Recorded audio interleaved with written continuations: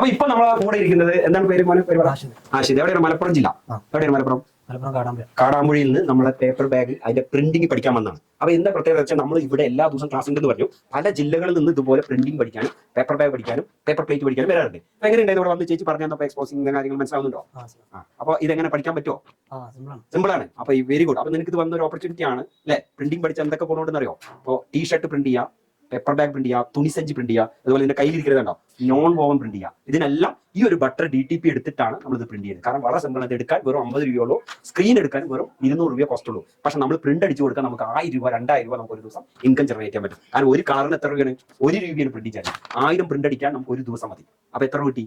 1000 രൂപ നമുക്ക് ലാഭം കിട്ടി. ഇപ്പൊ ഇതുപോലെ ചെറിയ ചെറിയ ബിസിനസ് ചെയ്യാൻ നിങ്ങൾക്ക് ആർക്കെങ്കിലും താല്പര്യം ഉണ്ടെങ്കിൽ ഞങ്ങളുടെ താഴെ കാണുന്ന നമ്പറിൽ കോൺടാക്ട് ചെയ്യാം. അപ്പോൾ കണ്ടതിൽ